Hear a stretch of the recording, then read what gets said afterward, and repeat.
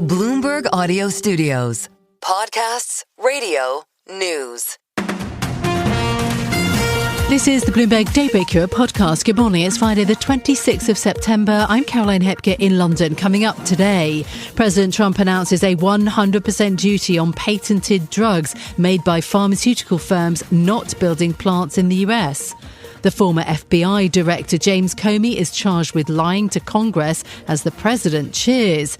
Plus, ready to strike, Europeans privately tell Moscow they are prepared to shoot down Russian jets that enter their airspace. Let's start with a roundup of our top stories. President Trump has unveiled a fresh round of tariffs, including a 100% levy on any branded or patented pharmaceutical product. That is, unless a company is building a drugs manufacturing plant in America.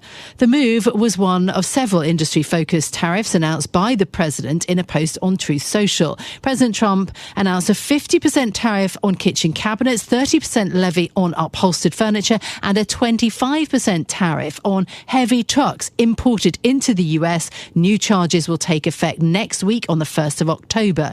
Deborah Elms, head of trade policy at the Heinrich Foundation, speaks now.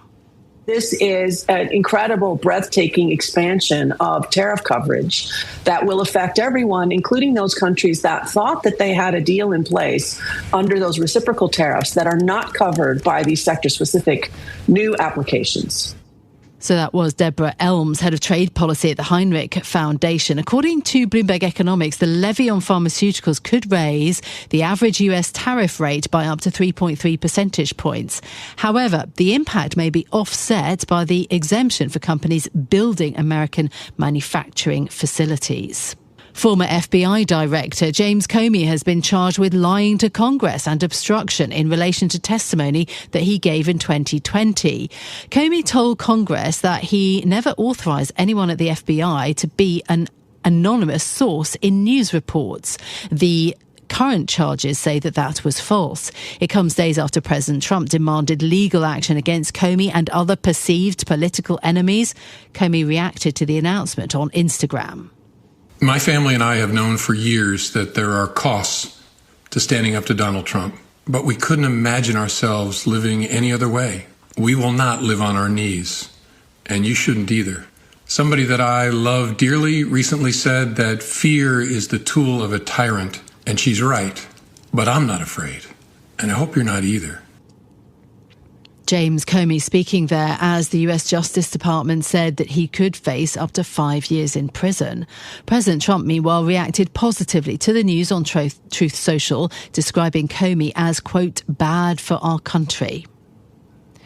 European diplomats have privately warned the Kremlin that NATO is ready to respond to further violations of its airspace by shooting down Russian planes. Bloomberg understands that British, French and German envoys had a meeting in Moscow about an incursion by 3 fighter jets over Estonia last week, concluding after the meeting that the violation was deliberate. Speaking to Bloomberg's editor-in-chief John Micklethwaite, the Secretary-General Mark Rutte says that NATO is well prepared. Our fighter jet pilots know exactly what to do for 50 years now, from the Soviet days to now with Russia. We have had these incursions before. They will assess the danger, and if the danger is such that they feel they really have to take down the plane, then they can.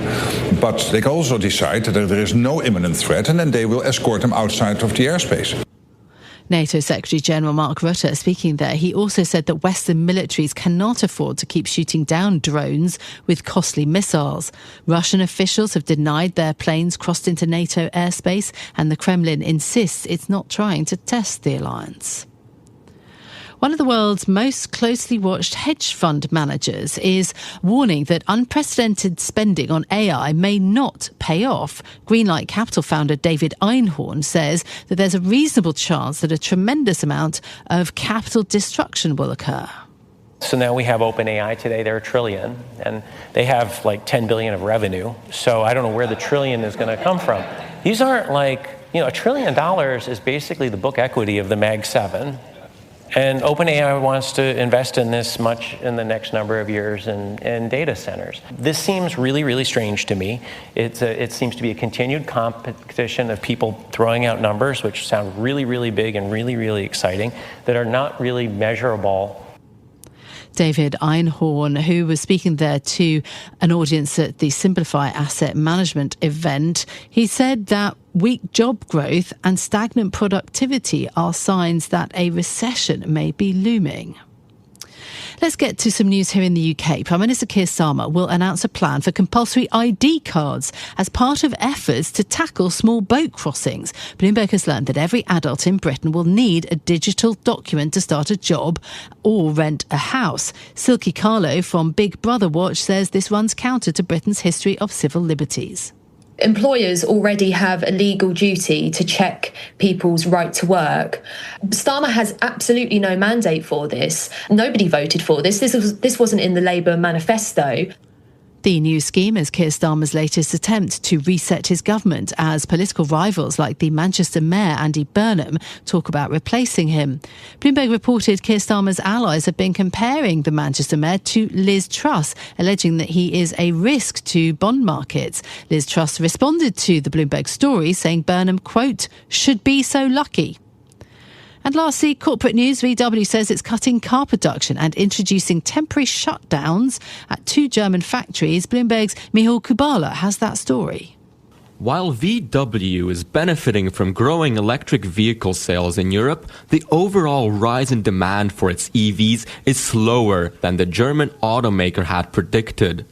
The 2 sites where it is cutting output produce EVs exclusively, making them especially vulnerable to fluctuations in demand for battery-powered models. The announcement comes despite new figures released yesterday showing an uptick in EV sales. European consumers continue to warm to electric and hybrid models produced by the region's manufacturers in their fight back against Chinese rivals. In Brussels, Michal Kubala, Bloomberg Radio. So those are our top stories for you this morning. Now, President Trump back with further tariffs. The US stocks healthcare index may underperform today. We've seen a sell-off in pharmaceutical and health stocks in Asia overnight. Stock futures for Europe are up, though, overall 0.5%. But we've seen the all-country world index down 0.1%. The Kospi slumping almost 2.5% this morning. We've also got, of course, the PCE data, the inflation figures out on Friday. Personal consumption expenditures expected to rise by 0.2% in August versus 0.3% in July.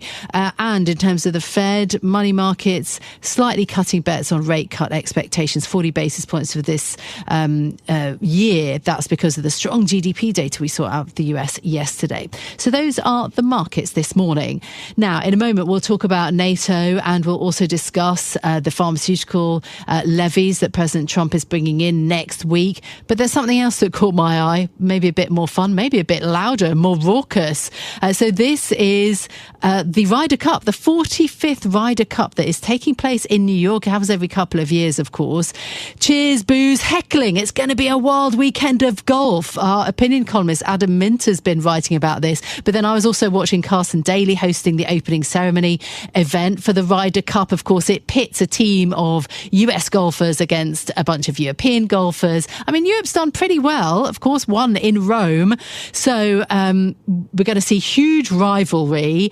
And the big question about whether the opening pairings, the people going out first, are going to be able to really drive at the first hole, i.e. hit a really, really long shot, 365 yards. It's going to be fascinating. It starts at 12:10 London time today, a pretty early stateside, 7:10 a.m. I like the fact that Adam Minter's gone into the details about actually how many people are getting more interested in golf, which has kind of been a bit of a dying sport, but is coming back. And a lot of that is to do with not playing golf on the golf course, but actually playing it indoors with your friends, Top Golf. Maybe that's something that you can think about for the weekend, getting a team together and some bets and watching the Ryder Cup, of course. Anyway, that's something that I've been thinking about today. Let's also turn our attention, though, to matters more serious. A rapid expansion of US tariff barriers.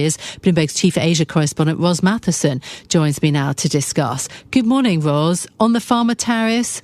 What does this exception for building a US plant mean, do you think? This has started out really as just Donald Trump announcing something on social media overnight, and there isn't a lot of detail and paperwork about, in practice, what this would be. But it does seem as though he's announcing another round of tariffs on different goods, including kitchen cabinets and heavy trucks, but also particularly pharmaceutical, branded pharmaceuticals, patented pharmaceuticals. So probably not generic pharmaceuticals, but this is potentially impactful for a lot of big pharma companies around the world, unless they have already started to break ground on production facilities in the US. I mean, many of them are doing that, so they may find they get an exemption, but some have promised to do so and have not yet started. And it's very unclear if they get impacted.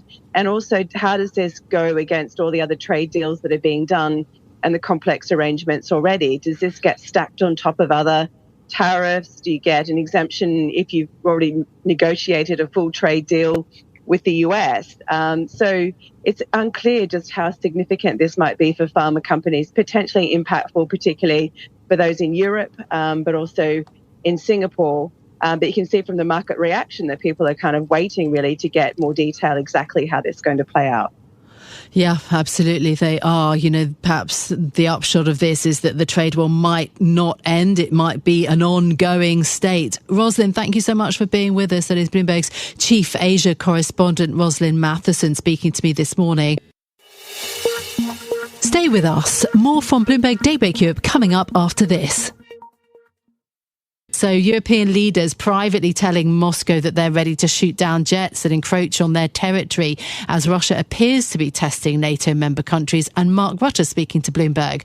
Well, talking to us this morning, Ben Sills, Bloomberg's managing editor for European economy and government. Ben, good to have you with me today. It seems like a real test of NATO credibility at the moment. What has emerged, do you think, over the course of these past few days on trying to counter Russia? Hi, good morning, Caroline. Yeah, I think you're right. I think I would say that, this year NATO has faced two major challenges. The first one kind of concluded at the beginning of the summer with that summit where Mark Rutte managed to persuade Donald Trump to kind of renew the US commitment to the alliance, which I think had been, a source of some concern for European leaders. And now you have a series of incursions by various Russian aircraft, drones and fighter jets along the eastern border. The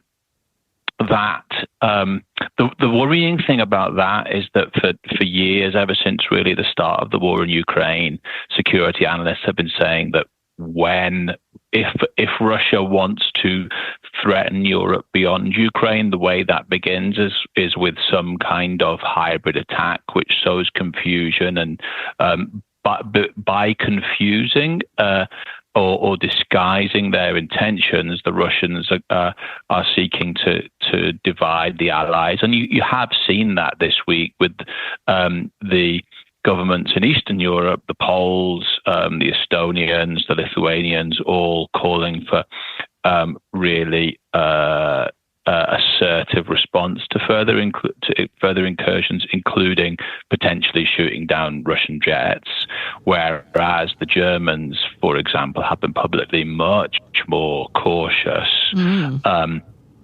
But what we learned from this reporting yesterday is that actually in private, the Germans, French, and the British have been delivering a fairly strong message to the Russians, saying, actually, yeah, you do that, and we are prepared to shoot down your jets. That is interesting, isn't it? Mark Rutte telling Bloomberg that President Trump's statement on Ukraine, that it could maybe take back all of its territory, is fantastic. I mean, that's the other layer, isn't it? It is just about what the US position on NATO is.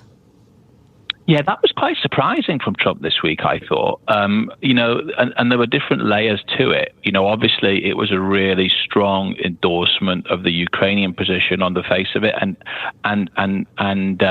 a very bleak assessment from a Russian point of view of both their economy and their military situation. At the same time, Trump clearly is distancing the US from the conflict in Ukraine. And the role that he defined for the US is essentially selling weapons to the Europeans so that they can ship them to Ukraine. So kind of on the one hand, you do have the reassurance that it looks like a rapprochement between the US and Russia is further away than it's been for some time. You also have fewer restrictions on the face of it on the weapons that Ukraine can access if they can find the money, yes. But less skin in the game for the US. This is Bloomberg Daybreak Europe, your morning brief on the stories making news from London to Wall Street and beyond. Look for us on your podcast feed every morning on Apple, Spotify and anywhere else you get your podcasts. You can also listen live each morning on London DAB Radio, the Bloomberg Business app and Bloomberg.com. Our flagship New York station is also available on your Amazon Alexa devices. Just say, Alexa, play Bloomberg 1130. I'm Caroline Hepker. And I'm Stephen Carroll. Join us again tomorrow morning for all the news you need to start your day, right here on Bloomberg Daybreak Europe.